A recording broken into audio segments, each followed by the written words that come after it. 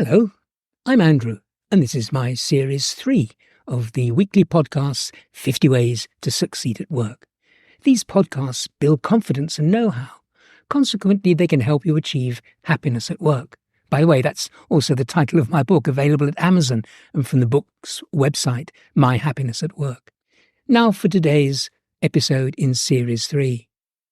This is episode 25 in Series 3, 50 Ways to Succeed at Work. This episode is about focus and why it matters so much. Focus is your power to make things happen, solve problems, and understand the world around you.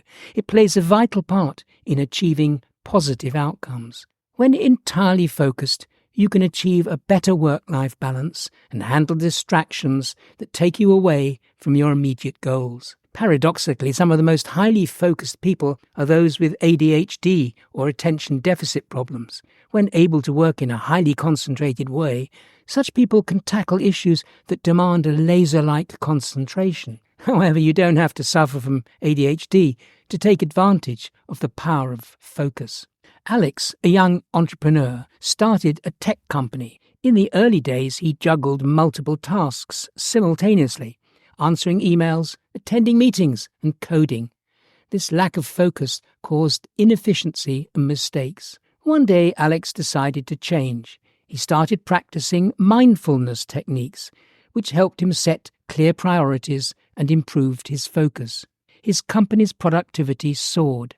Alex's intense focus allowed for better decision-making, faster project completion, and increased revenue. Alex found that focus is not just about doing more. It's also about doing the right thing at the right time. Take Sarah, a marketing manager who struggles with distractions. Social media, constant notifications, and office chatter bombard her. In particular, Sarah suffers from desk bombing when colleagues unexpectedly come to her work area. They seek information, request help, or just want to chat. Sarah finds it hard to refuse help, can't focus, and feels disrupted the whole time.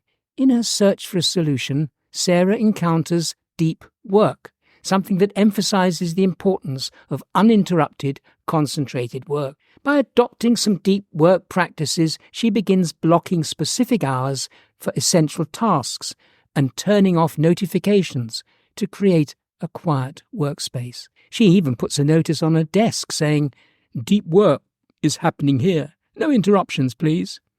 As a result, Sarah's productivity skyrockets. She completes projects faster, generates creative ideas, and impresses her superiors. Sarah makes the vital things in her job happen, rejecting the shallow tasks that keep winging her way. As a marketeer, she acquires an enviable reputation. Mark, a team leader in a different organization, faces a critical decision. Should his team take on a whole new range of work that his senior manager is pressing on him? The new work is tempting, so Mark gathers his colleagues for a focused strategy session. Instead of discussing both options, Mark applies a laser focus.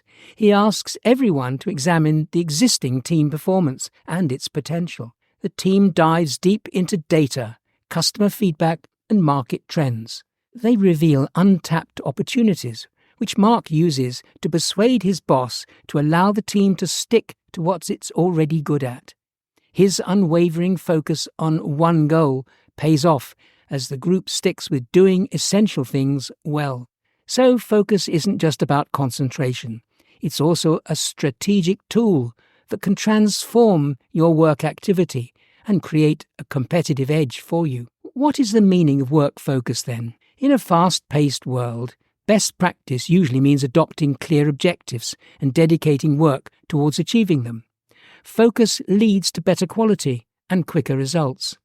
Ideas flow more easily when one concentrates on one task rather than many, reducing stress and contributing to overall happiness. In practical terms, it means, for example, a programmer rejecting multitasking to stay dedicated to debugging a complex code, or a writer using focus to finish a chapter and resisting turning on the news or doing valued but less urgent tasks. Worthwhile focus often comes down to time blocking. You allocate specific time for particular work or prioritize tasks linked to goals. You may need to experiment to find the best ways to achieve focus, including mindfulness and ballroom dancing. Sarah Mazariri-Jones, a psychiatrist, faces intense anxiety. She works in a hospital, caring for recently admitted patients. To cope with the pressure, she turns to ballroom dancing. The rhythmic movement and learning of new skills helps her maintain her sanity during a difficult period. What about negative self-talk? Well, it's easy to fall prey to negativity when tackling personal obstacles. For example, being urged to cheer up or to pull yourself together seldom makes a difference. What works are practical tools such as mindfulness and reframing. These tools allow you to view success on your terms and not on others. Another practical approach is to focus on what you can control and seek support where necessary. The gap between what we have to do today and where we see ourselves in the future can be irritating. We want to achieve something towards our goals, yet feel dragged down by responsibilities that seem banal or off target for our eventual vision. As you explore different ways of achieving focus, an important approach is to think bigger about your career rather than just the job at hand.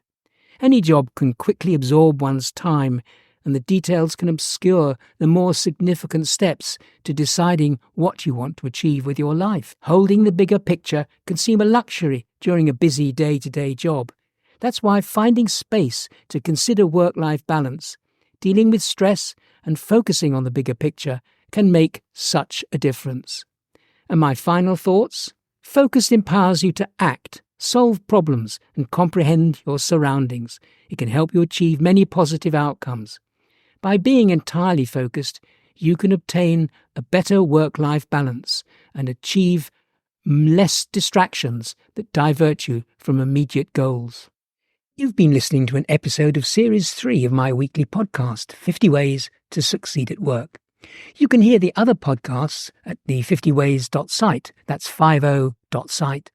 There are nearly 100 titles and you can search for any issue that interests you. If you have any questions, you can always drop me a line from there. Also, check out my book, Happiness at Work.